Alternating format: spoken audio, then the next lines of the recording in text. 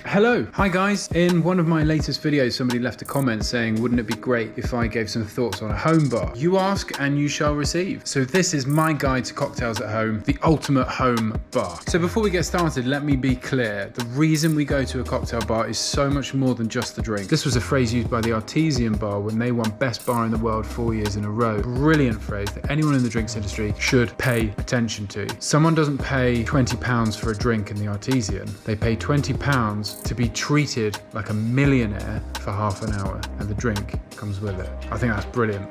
Cocktails in bars, very, very different thing. It's not just about the drink. Today we're going to focus on the drink and enable you to be able to make these cocktails at home. I've whittled it down to 2 bottles.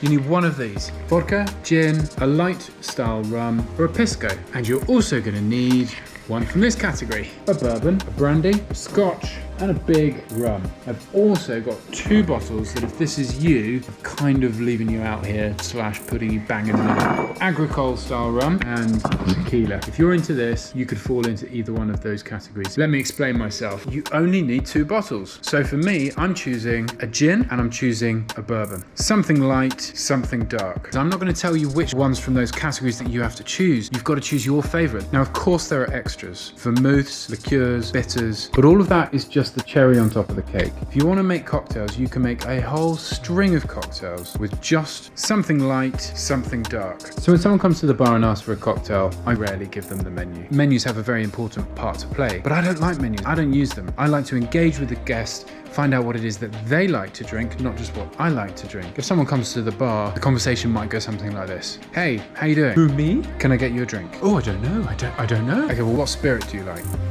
Gin. Okay, cool. Do you want something long or refreshing, or short and intense? Long and refreshing. Citrus? No citrus. No citrus. Fruity, creamy, spicy, herbal? Spicy. Not sweet, a little bit sweet, or quite sweet? Quite sweet. You just want me to surprise you. Naughty boy. They're the one drinking it, not me. So it's all about empathy. The best drinks are made by the bartenders that can be empathetic towards their guests. And you have this trick at home because you're making them for you and your guests that you should know well, because they should be your friends, and that's why they're in your house. So here are my 2 choices. And with these 2 bottles at home, I can make a whole plethora of cocktails. Sour style cocktails, whiskey sours, gin sours, Tom Collins, John Collins, daiquiris, margaritas, mojitos, punches. You should also be able to make some classic old school style cocktails as well, the sort that might be stirred down: Manhattans, martinis,